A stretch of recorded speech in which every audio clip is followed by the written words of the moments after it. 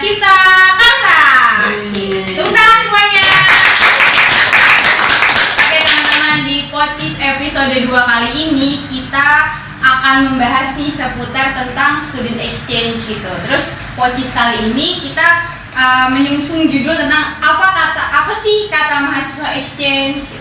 Nah teman-teman, kita di sini sudah mengundang salah dua awardee. Yang pertama dari Universitas Sumatera Utara dan salah satunya juga merupakan mahasiswa exchange untuk ISMA awardee dari Universitas Ponorogo. Mungkin aku perkenalan terlebih dahulu teman-teman. Perkenalkan, aku Askia dari jurusan Sastra Inggris 2020 yang akan membersamai teman-teman di sini nih di podcast sekarang gitu. Mungkin dari Masnya bisa perkenalan terlebih dahulu nih. Baik, perkenalkan, nama aku Alif Akbar Saragi. Aku mahasiswa jurusan Ilmu Perpustakaan semester 6 dari Universitas Sumatera Utara. Oke, salam kenal Mas Alif. Lanjut, Mbak. Perkenalkan, nama saya Melvin Karnanya Rianina, biasa dipanggil Mimi, dari Universitas Diponegoro, jurusan Sastra Inggris angkatan 20, ISMA awardee ke University of Glasgow. Wah, luar biasa. Mungkin teman-teman di sini bisa tepuk tangan dulu dong.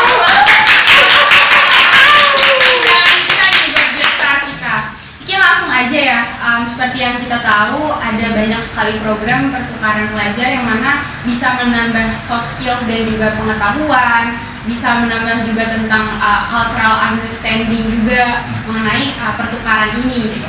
Mungkin dari Mimi dulu kali ya. Mi, kalau boleh tahu nih, jenis beasiswa apa sih yang kamu pegang gitu untuk melakukan student exchange ke luar negeri? Jadi untuk beasiswa ini namanya Indonesian International Student Mobility Award, di mana mahasiswa Indonesia ini dapat berkesempatan untuk belajar selama 1 semester ke universitas ternama di luar negeri. Oke, berarti itu besutan dari Kementerian Pendidikan dan Ristek gitu ya, Kemendikbudristek. Oke. Kalau Mas Alif nih, jenis beasiswanya sendiri apa sih yang dibesut atau yang dibawa ke sini? Jenis beasiswa yang diikuti sekarang ini namanya kerjasama konsorsium Dekan FIB se-Indonesia. Jadi tujuan dari diadakannya kerjasama Dekan FIB ini karena Fakultas Ilmu Budaya di seluruh Indonesia dirasa kurang memiliki dampak gitu dari antara fakultas lain. Jadi dengan adanya program ini diharapkan para mahasiswa dapat lebih baiklah secara prestasi dan secara pengalaman juga akan juga.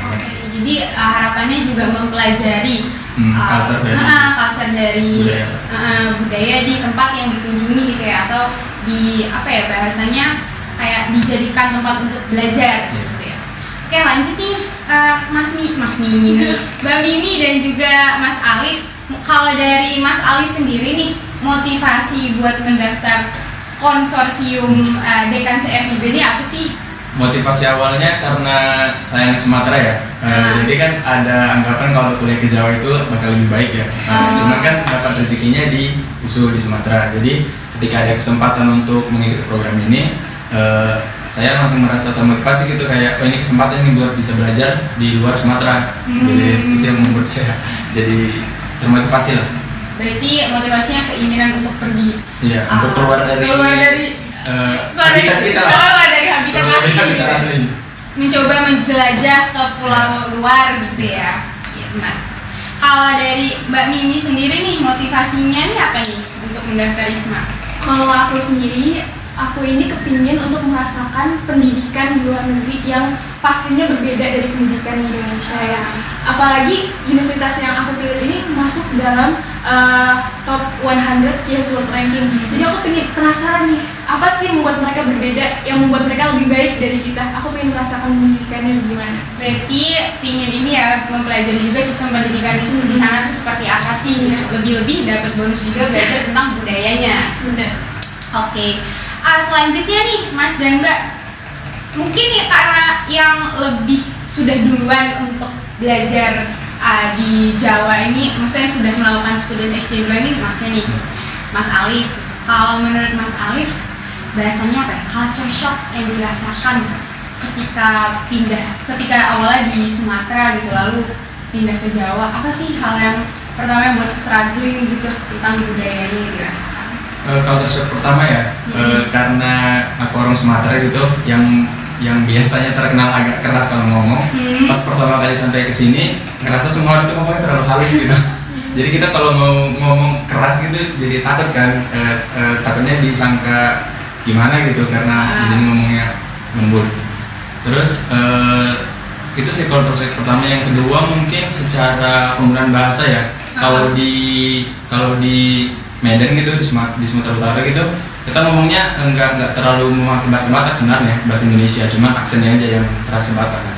Kalau di sini kebanyakan aku lihat pakai bahasa Jawa semua kalau ngobrol sesamanya gitu kan. Jadi itu juga yang kalau di sini kebanyakan orang pakai bahasa Jawa ya gitu. Dan awal-awal di sini kan masih dengar orang ngobrol kan, jadi kayak kita nggak ngerti gitu apa yang diomongin dari kawan-kawan yang lain gitu.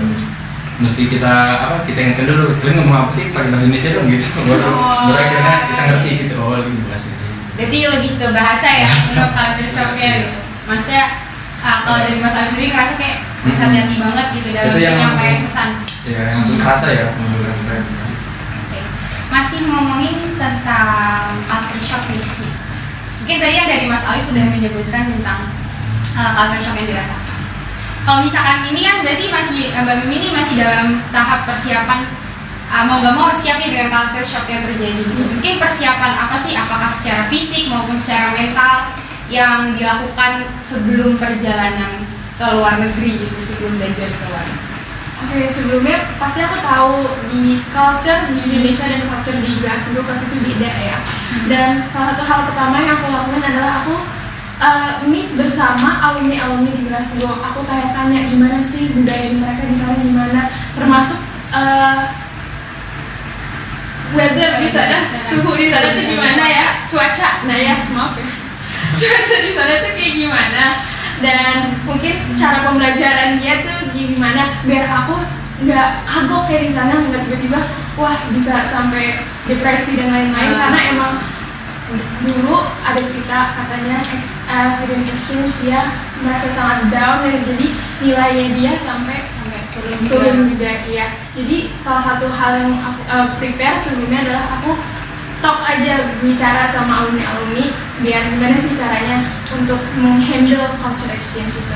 Oke, berarti supaya siap secara fisik maupun mental gitu ya. Makanya dilakukan research terlebih dahulu kepada orang-orang yang udah duluan nih berada di Scotland-nya gitu kan.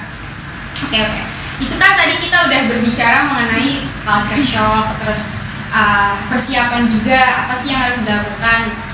Selanjutnya nih, kalau misalkan kita ngomongin tentang budaya belajar nih, khususnya untuk Mas Alif yang kurang lebih sudah berapa bulan ya Mas di sini? 4 bulan ya? Ya, budaya belajar apa sih yang mencolok gitu atau yang berbeda banget yang dirasakan ketika di dunia? Kalau budaya belajar ya, yang paling kerasa pertama kali itu dari dosennya. Nggak tahu kenapa kalau dosen ini diusi ya, terasa intimidatif gitu. Kalau dia masuk langsung suasana kelasnya langsung tegang gitu. Kalau di sini pas pertama kali masuk ke kelas pertama itu hari Senin itu datang kali gitu kok sesantai ini ya belajarnya gitu. Sampai akhirnya selama 4 bulan ini ngamati juga sih gimana ternyata cara ngajar dosen yang di sini dengan yang di USU beda gitu. Dia mungkin karena budaya juga ya, di sini kan agak lebih santai gitu. Jadi tekanan pressure untuk belajar dan mengerjakan tugas gitu misalnya agak lebih enak di sini gitu. Kalau di sana itu kita tegang gitu, kalau mau nanya dosen aja bahkan kita takut gitu. Kalau di sini kan bisa kayak kalau misalnya dosennya udah akrab lah gitu kan, bisa langsung angkat tangan tanya biasa aja. Kalau di sana agak suruh-suruhan yang lain gitu untuk nanya sesuatu. Gitu. Jadi dari secara dosen sih, sekarang itu pengajar. Kalau dari mahasiswanya sendiri, aku rasa nggak terlalu beda ya. Namanya mahasiswa kan kita ngerti lah sesama mahasiswa. Kadang ada aja trik-triknya yang digunakan untuk menyelesaikan tugas gitu. Yang paling kerasa di tenaga pengajar ya. Tapi mungkin Audinip juga santai tapi serius. Iya, serius. Santai tapi serius. Terus lanjut nih teman-teman. Saat tadi ngobrolin tentang struggle yang udah dirasakan, terus hal-hal lain, bisa nih di-share tips bareng-bareng pendengar podcast kita ketika kita mempersiapkan untuk exchange, mau exchange di universitas dalam negeri maupun luar negeri, apa sih yang harus dipersiapkan berkas-berkasnya itu? mungkin dari Mimi dulu nih sebagai award di ISMA. Oke, kalau untuk ISMA sendiri ini ada 2 tahap. Satu ada seleksi administrasi, satu ada seleksi interview. Untuk administrasi ini yang paling penting ada EPT atau English Proficiency Test. Kalian bisa memilih antara DET atau Duolingo English Test, IELTS atau TOEFL IBT untuk yang sarjana. Kalau yang vokasi kayaknya ada yang lain ya, aku kurang tahu. Terus di dalam seleksi administrasi ini juga ada menulis esai ya. Kita dikasih 4 pertanyaan dan itu kita isi, kita tulis sejujur-jujurnya ya. Setelah itu baru kita diseleksi dulu, baru kita masuk seleksi interview, kayak interview biasa lah. Terakhir tips dari aku, siapin mental juga kalau mau masuk ISMA karena itu nggak mudah ya. Itu dari aku sih. Oke, berarti jangan lupa untuk mempersiapkan dokumen dan juga mental tuh paling utama, Mi. Utama pasti. Mental tuh paling utama. Karena kalau misalnya nggak kuat, banyak tuh aku ngeliat di Twitter ya, karena banyak kayak BC di situ, banyak yang udah setengah jalan, tiba-tiba udah deh nggak usah. Ada yang udah keterima interview, tiba-tiba dia kayak kayaknya aku nggak kuat deh, udah capek, udah berhenti, udah padahal udah keterima tinggal dikit lagi. Berarti tuh teman-teman bisa diperhatikan bahwa mental yang paling utama ya, persiapan mental. Kalau misalkan tadi dari Mbak Mimi udah disampaikan tips and triknya. Kalau dari Mas Alif sendiri, apa sih tips and triknya? Kalau tips and trick untuk mengikuti program ini ya, ini aku bedakan karena program ini tuh kami angkatan pertama. Jadi ini kayak program pertama yang dilakukan oleh para dekan. Mungkin dalam program pertama biasanya kan banyak evaluasi ya. Karena untuk pemilihan kami sendiri itu satu jurusannya dipilih 5 orang. Nah, pemilihannya sendiri itu sebenarnya bukan seleksi, tapi dosen yang menunjuk. Nah, untuk kita bisa dikenal oleh dosen itu kan ada cara tersendiri ya. Ada yang mungkin ikut organisasi, aktif di mata kuliah gitu. Kalau untuk aku sendiri kemarin itu cara untuk agar dinotis oleh dosen mungkin aktif aja sih di bidang akademik. Soalnya aku nggak kurang aktif di organisasi, aku nggak ikut himpunan gitu kan. Jadi aku aktifnya di bagian akademis, sehingga ketika ada program ini dosen langsung notice nama aku gitu, langsung dihubungin mau nggak ikut program ini. Mungkin tipsnya itu sih aktif lah dalam perkuliahan gitu. Oke. Dan kalau boleh tahu Mas, programnya ini gimana nih, bisa diceritain nggak ke teman-teman pendengar ini, listener, kayak misalnya mungkin setahun sekali diselenggarakan atau itu dia, karena mungkin ini angkatan pertama ya, mungkin setelah kami siap program ini mungkin nanti bakal ada rapat dan evaluasi lagi ya, bakal diadakan ke tahun-tahun berikutnya akan ada apa enggak. Karena ya namanya angkatan pertama kami juga dihubunginya sebenarnya itu mendadak, kayak seminggu atau berapa hari gitu sebelum penyerahan berkas. Jadi kayak mungkin karena belum banyak cerita ya, karena saya pertama dan mungkin perlu banyak evaluasi atau hal lain mungkin setelah programnya. Kalau untuk pemberkasannya sendiri nih Mas Alif, itu apa aja? Seleksi administratifnya berupa apa aja?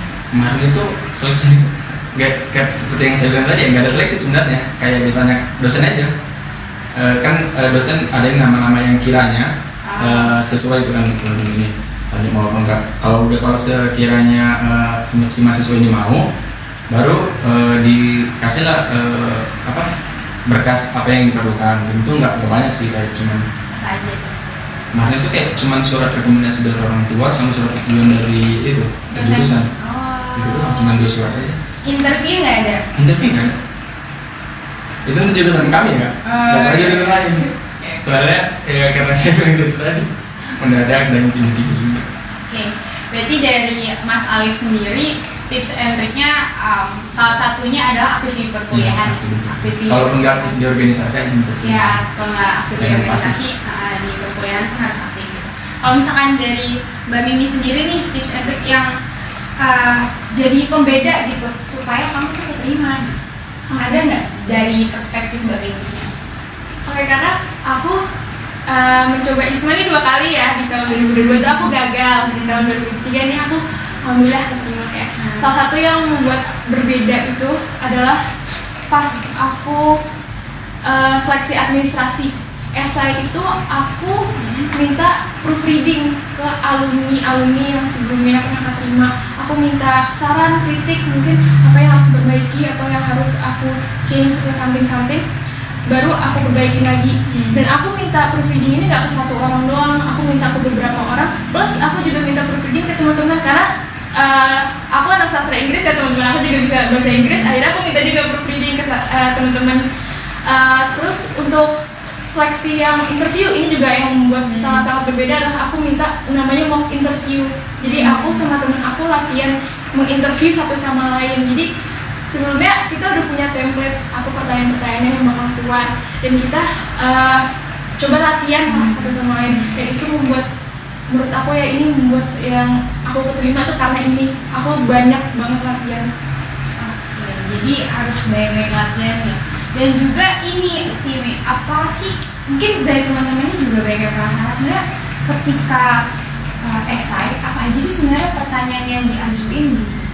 Oke, kebetulan pertanyaan esai di ISMA 2022 dan 2023 itu persis sama. Jadi aku kan kemarin udah berpikiran apakah aku esai bakal sama, cuman aku ada yang aku ganti.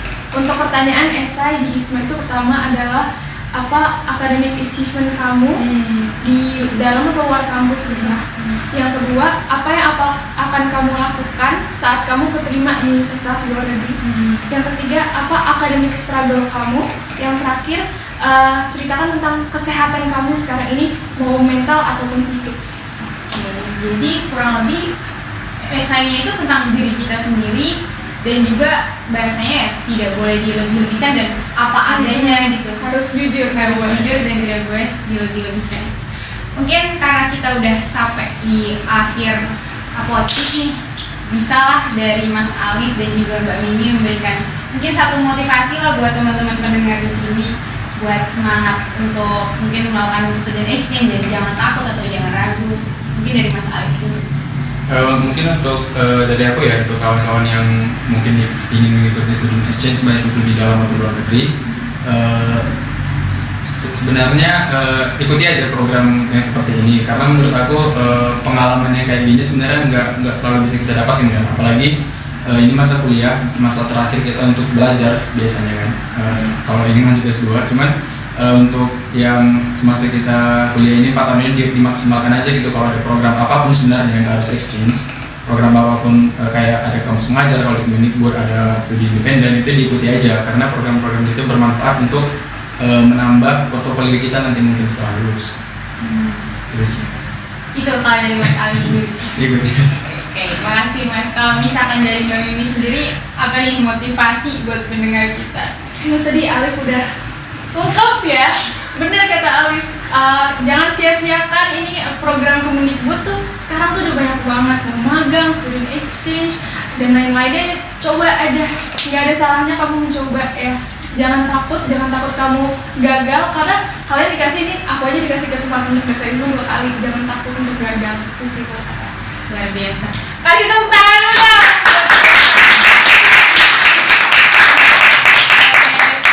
Sedikit kesimpulan, berarti intinya jangan lupa ketika kita ingin melakukan studi exchange di dalam negeri maupun luar negeri, jangan lupa untuk yang pertama mempersiapkan mental terlebih dahulu ya, karena ketika mental kita udah ngedown itu pasti bawaannya tuh overthinking, terus habis itu ntar tiba-tiba tengah jalan tuh berhenti gitu. Jadi kuatin mental. Terus yang kedua, persiapkan seleksi administratif dan hal lain sebagainya, berkas dan sebagainya. Jangan lupa untuk melakukan prospek terlebih dahulu gitu ya, baik administratif kayak misalnya contohnya dari ISMA sendiri ada esai, persiapkan esainya sebaik mungkin.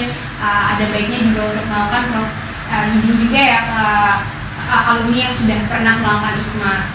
Lalu yang ketiga, yang paling penting adalah jangan pernah takut untuk mencoba, karena kita nggak pernah tahu nih lubang atau jalan mana yang akan kita dapatkan gitu.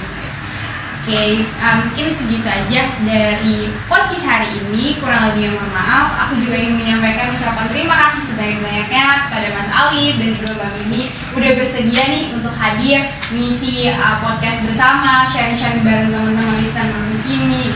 Harapannya dari podcast ini teman-teman bisa makin tergerak dan termotivasi gitu untuk melakukan pertukaran atau hal lain sebagainya.